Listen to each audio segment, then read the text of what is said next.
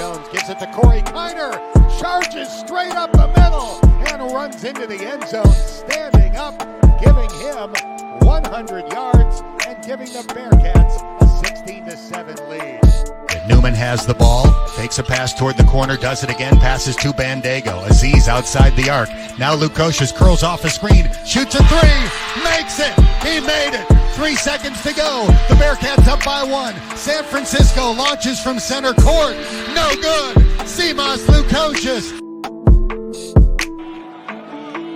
His 5th play appearance tonight. He swings and hits it high and deep to left field.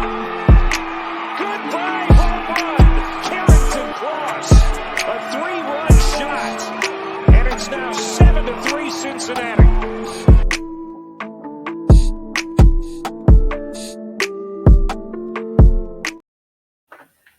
Ladies and gentlemen, welcome back to the GoBeercats podcast. I'm Brandon. He's Darin. Of course, we're part of the Catskeller Social Club and the Bearcats representative for the college huddle community. Darin, I brought the visor out. I brought the, I don't know, what the side glasses out. The Bearcats are 1-0 after week 1.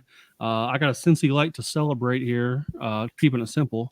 How we living today? I know you got something cooking up in the kitchen and whatnot, so it seems like we're having a nice little Labor Day. Yeah, I just came back from visiting the homeland of Cincinnati. Came in last night, yesterday afternoon. I thought about double dipping, going to an FCC game, but I couldn't, not without being in the heat and drinking all day already. So I was wondering about that because they put on a show too. So I was wondering if you were going to double dip there. Had to watch from afar, unfortunately, just for my own health and safety. But no, feeling good. We got opening up 1-0. Football season's here. One of these opening week. I mean, like week 0, yeah, that was fun. But week 1, I mean, we have football tonight. Yeah. We have Florida State back in action. It would be so funny. Not that I hate Florida State for any reason, but it would just be funny if they started out 0-2. It's just, I don't know why. It just would be. So yeah, we got 5 straight days of football. It seemed like. So one more to go here. The Bearcats Saturday.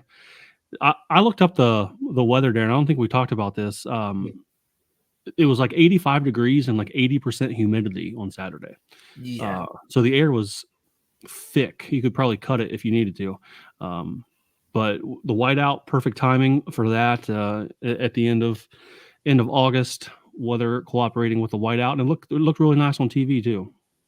Yeah, no, the whiteout's always smart for opening day, usually because for whatever reason, Cincinnati, that opening game is always, or at least a lot of times, just hot because it's still August.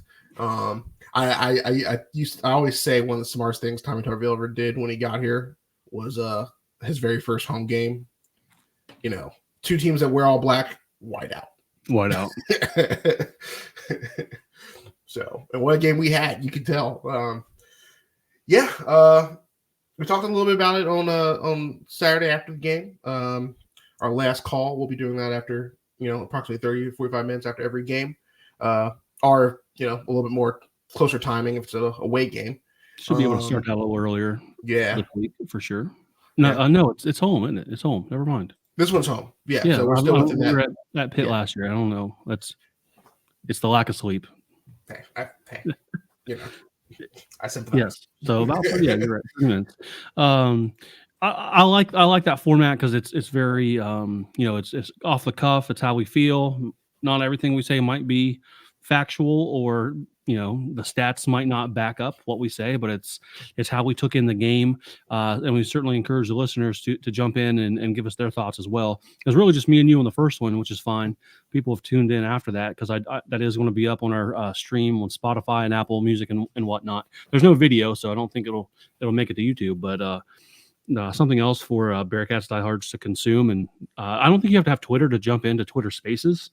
You can just follow the link that we tweet out, and I think it'll take you there. So not like you have to sign up for X to participate or listen live. So definitely tune into that as we do that for the rest of the season. Yeah, funny enough, my baby sister would happen to hop in and listen for a bit. I didn't share it to the family, so that's, I guess I appreciate her supporting in my exploration of the arts out here in the world. So Hell yeah, very nice, very nice. Well, I mean, anything else you kind of want to maybe we've had some time to digest. What do we think about the Bearcats win over Towson now that we've had some days to process what we saw? Yeah, not that I was like bringing in the sky is falling, like definitely not. Rationally, it's always the first game of the year. Yeah. I still am empathetic to the idea of not coming away feeling warm and fuzzy for some people, especially after experiencing a season like we had last year.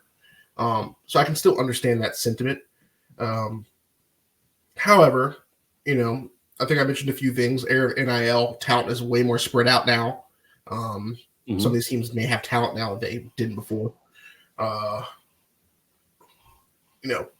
Opening, week one. So you're still working out kinks no matter how much you practice in the summer. And we're not really the only team that struggled against their FCS opponent. Now, some opponents are more pronounced than others. NDSU is sort of a giant when it comes to that. Your Montana States, things like that. But, Texas Tech getting taken to the wire by Abilene Christian down to, to I think in Pitt, I didn't play Kid State, but they hung around with them, we'll talk a little bit more of that later. They hung around for a bit. Not that they're an FCS opponent, but still your cupcake games. We're not the only ones that struggled. And so, I mean, even Michigan, they weren't quick to jump out. So, there's chances for things to get better. Obviously, the scary thing is that we have an opponent more on our footing, perhaps even better right away in week 2. But, you have to have some faith that things will work out. And we also saw plenty of things that we liked. Yeah. I was pleasantly surprised at how efficient the offense was. I mean, it's just like, not like this is a bad thing or whatever, but every year, like it seems like at camp, it's always, the defense is ahead of the offense. Well, the defense is ahead of the offense. Seems like it's been like that since I was in school at UC. That was Pickleball too, for sure. Yeah. Oh, 100%. Of course, that's his MO, right? His ability on to coach the defensive side of the ball. But man, it was kind of. I mean, the defense was not great, but it was good to see a competent offense get out there and guys make plays, plenty of yards. Corey Kiner wasn't beat around. He's only on 6 or 7 carries for the day and still had a pretty good day. So I think we saw some potential threats, who to look out for, being able to make plays and stuff like that. Kind of got a taste of that, if you will. So I'm just kind of thrilled that the offense was able to get the job done, put up some points. I think they're going to have to do that again this week. As we'll talk about Pitt here in a second. But yeah, I bet the over in the game, and I parlayed it, and I actually had a pretty good day with that 5-leg parlay. Ohio State kind of scared me. They were the last one they got there though. But yeah, I might like the over a lot in Bearcats games this year. We'll talk about that here in a second, but special teams, if we kind of switch gears to things that were kind of not the best or didn't have all the kinks worked out week 1. Certainly special teams fielding the ball and punt returns, kick returns could use some work. We missed a field goal, right? That happened. Fletcher is still a phenomenal punter. He's was the bright spot of the day for sure. I love the arrow celebration. And everything. And then the defense kind of got gashed. Yeah. To give them some props, we rotated a lot of guys. Really trying to find that. They said that they played 30, 34, 35 guys. Yeah. Or some, maybe more than that. It was a high number for, rotating guys in and getting them on the field. Yeah, and you can still say, oh well, they're still looking for the right guys, which I think is true to some degree. Linebacker is established. I think that's more about them finding guys who can just play in addition. I'd say the cornerbacks are well established. It's the middle of the field that seem to really get kind of cut up, on those big plays, right? And then just the run defense, which is already naturally going to be a weakness of a 3 front to begin with. So you got to make sure you make those tackles. But the D line, I won't say it was atrocious because there were times where we were just blowing them off the ball and wearing them down. I will also say that we're a young defensive team. I think there's a lot of inherent raw talent out there, which is good. It's just going to be about when these guys can mature and how soon. Yeah. So, I mean, the pieces are there. I see the vision for defense. I'm not out on it by any means. But obviously, we did see some things that concerned us. We just have to, unfortunately, be way better coming into this week. We just do.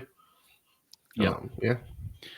We do definitely have to be better. Could you if you were the defensive coordinator this week at practice, is there if there was one thing that you're like, we got to fix this first? I mean, is it?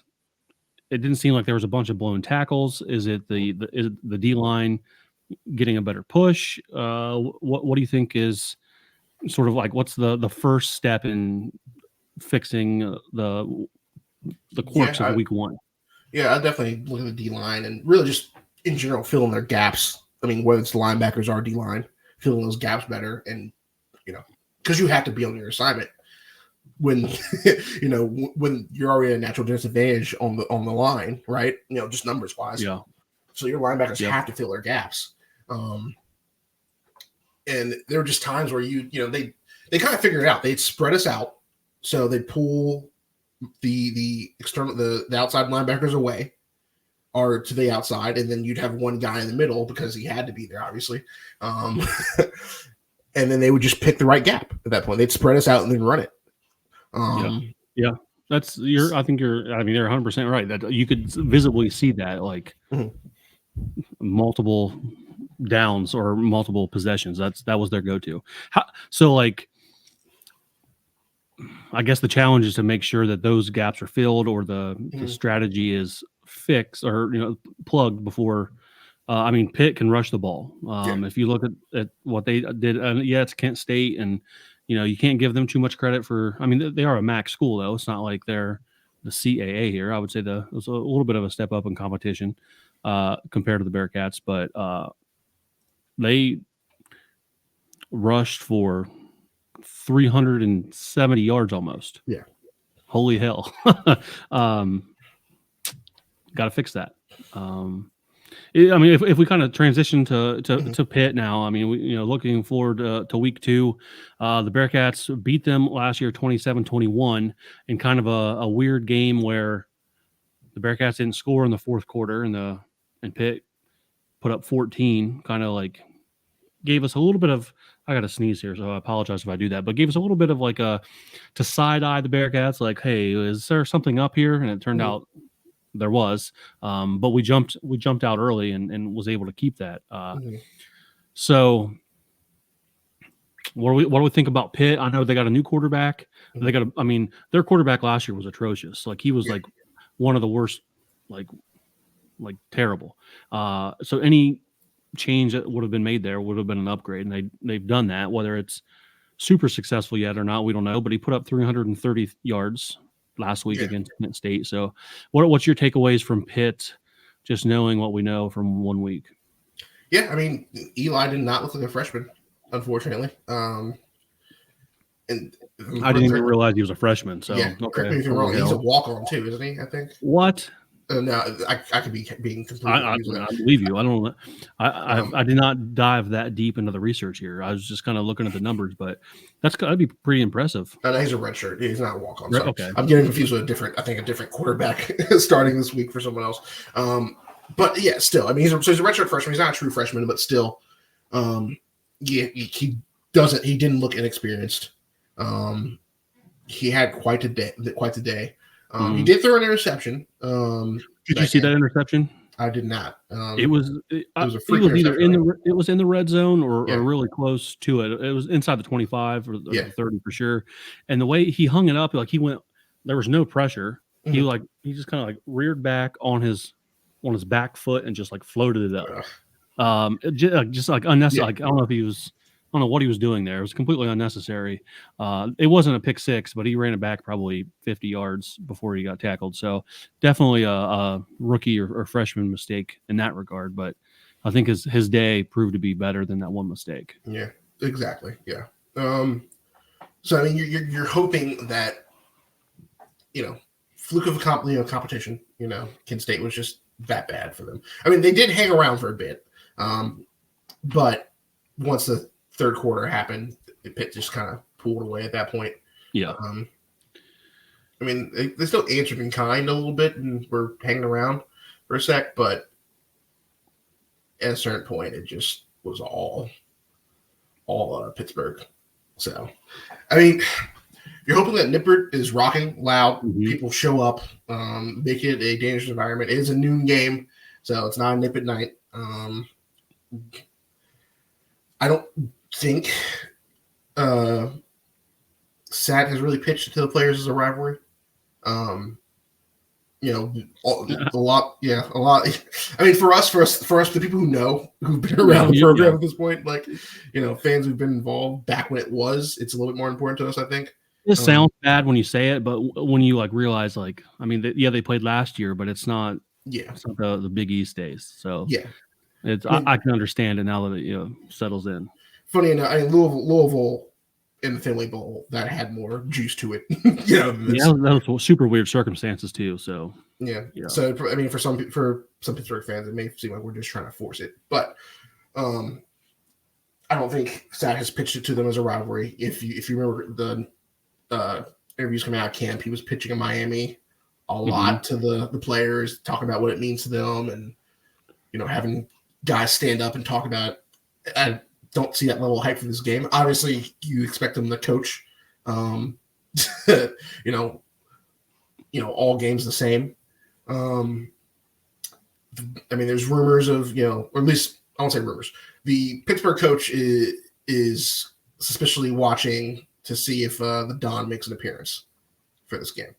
Okay. If you potentially a game changer. Which, potentially game changer, and also not outside the realm of possibility, because SAT said he might actually appear this week or next. I think that's, the hope. That he's coming along pretty fast. So it's a possibility. We'll see. We'll see what they say tomorrow in the presser. I hope he keeps it under wraps and just hey, he's still day to day, Yeah, that would. Yeah. But he would be a huge asset. Obviously, you want him to just have a healthy and good game if he does show up. Even if he does, I don't see him going out there and playing a ton of snaps. I'm sure he'll have a snap limit. Yeah. But I mean, the triumph that he would have to feel and the fans would have to feel for him to get back out on the field week 2 after that late June announcement, that'd be some powerful stuff there for sure. And I mean, and I guess the other thing to keep in mind is they did have they had quite the day rushing. You talking about Pitt against Kent State? Yeah, Pitt did. They, from what I understand, so Desmond Reed has gotten the nod. It feels like had quite the day. Yeah. He was not expected to be the starter. Their expected starter is ineligible for undisclosed reasons. But that doesn't seem to matter. Now you wonder who, behind him, how many carries they give him. 14 isn't a crazy amount. Looks like they totally went to the air. So we could just end up in a shootout. That's what I was kind of going to bring up, because Desmond Reed, he had a punt return or a kick return for a touchdown, 80 yards. He put up like 140 something for rushing and 14 carries, had at least a touchdown. And that's all while their redshirt freshman quarterback, Eli Holstein, threw the ball 40 times, which sounds like a lot. 40 times against Kent State. So they had, I don't know what the time of possession was here for between the two teams, but my guess is like Pitt just kind of either scored in bunches real quick and just kind of had their way offensively. So they, from what I watched some highlights from that game, Darin, it seems like they want to play fast. Yes. Get going, and that with a Bearcats defense that's still in the works. Like I said, the DraftKings puts the over under on points scored at 59 right now. So that's about each team scoring about 30 points this game, which Pitt scored 55 against Kent State. This might be the season of offense. Yeah. For the Bearcats. That's a pretty enticing number for our gamblers out there. Well, yeah, you were looking for time of possession. We actually came out almost exactly the same in our possession. 27-57 for us, 27-34 for Pitt. Okay, it's we're quick strike. Work. I won't say work your way down the field. But yeah, the ball's going to change hands a few times, and it's kind of about who's going to make the bigger mistakes. The penalties get cleaned up. They seem costly because they kept Towson in the game. But it was about four. Actually, I think it was three. It was 3 to 4. It was 3 for 40 yards for a penalty. So it's not like we were just, out there like slugging guys in the face and, pass interference everywhere. They were just costly in the wrong time. So you have to discipline, again, is name the game this year, get these guys playing proper ball. And I think we have a better chance at that point. Pittsburgh looks like they got in a little bit with Kent State. They're 70-65 yards. So yeah. Comparatively, we're looking like golden boys at that point. So like, would you would you call like the team who plays the cleaner game, like that's like if we're doing like one of the keys to the game, like whoever plays the cleanest will definitely have the edge. Yes. Yeah. We're already walking with advantage at home. They have Pitt favored still. Really? Yes. They're favored against us. Dang. So on the same thing that I saw on DraftKings, we opened up 2-point favorites, and then that was down to 1 as of today. So it's depending on the outlet that you're looking at, it's basically a push. Yeah. Well, yeah. So Vegas wise, we're favored barely, but ESPN Analytics has us not favored.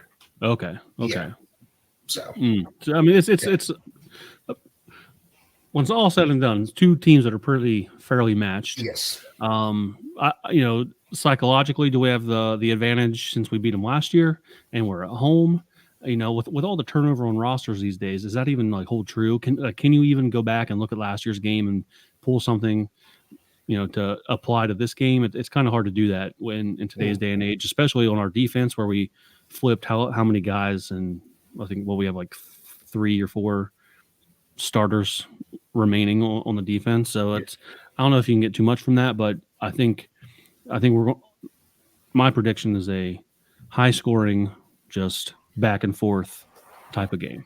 Yeah. Do you want to give an actual number to your prediction on that?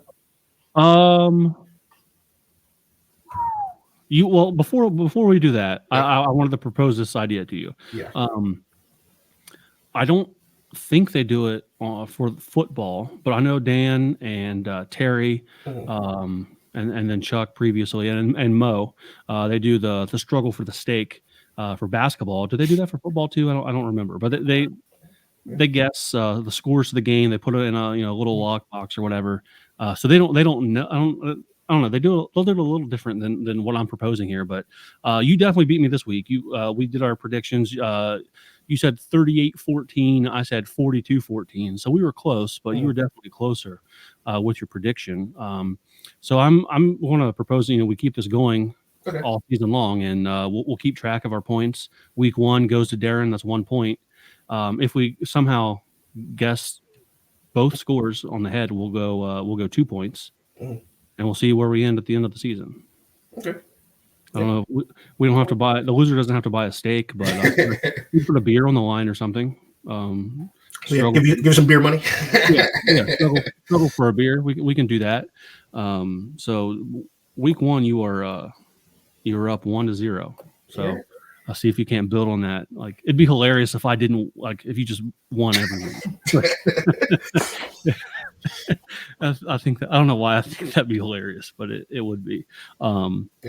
Like I said, I think it's going to be a high scoring game. I will probably take the over. Hopefully it slips down there a little bit. But I'm thinking like 35-38 Bearcats. Okay. This game has me a little worried. It looks like Pitt had a little bit better of a defensive outing than we did. Obviously, it's just one game. You never know what's going to get cleaned up. And this could honestly go either way. I would not be surprised if we lost. But in the name of optimism, I say good guys on top. Let's go.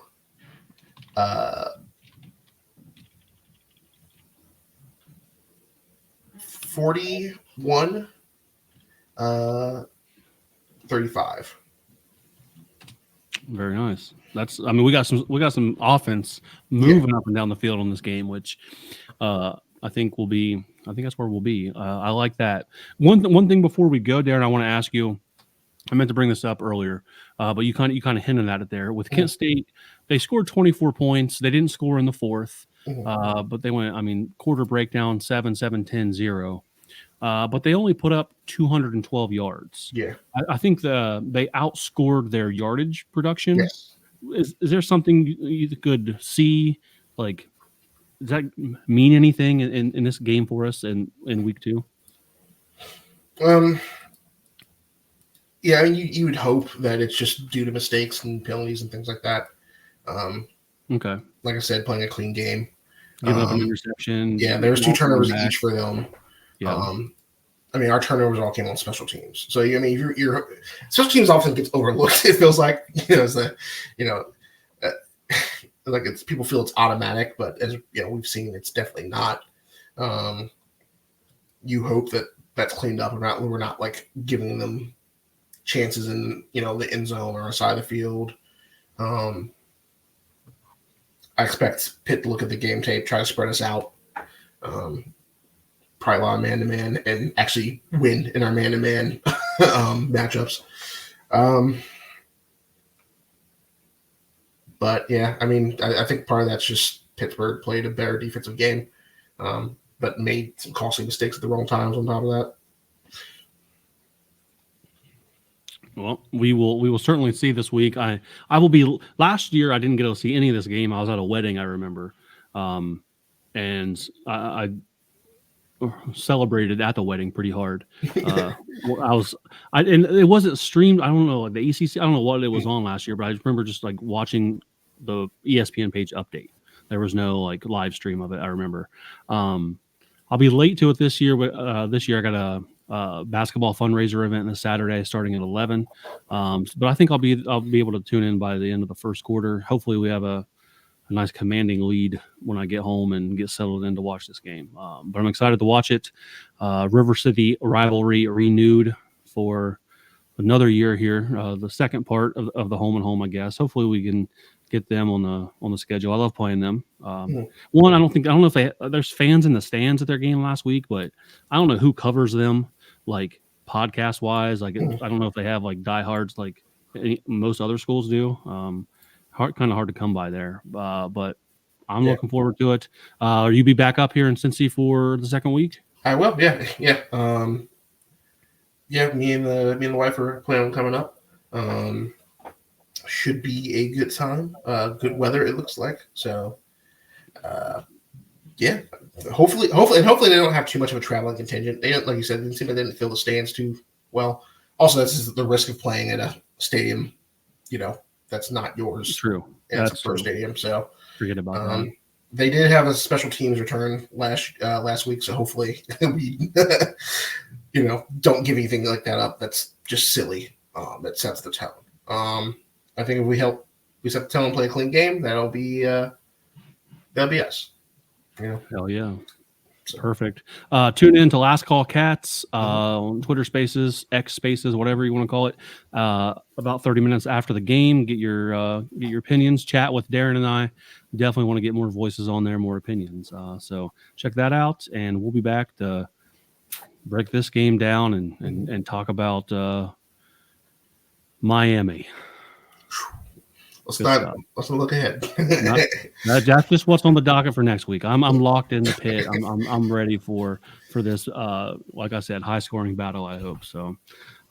Darin, I'll leave you as always. Cheers and go Bearcats. Cheers, go Bearcats.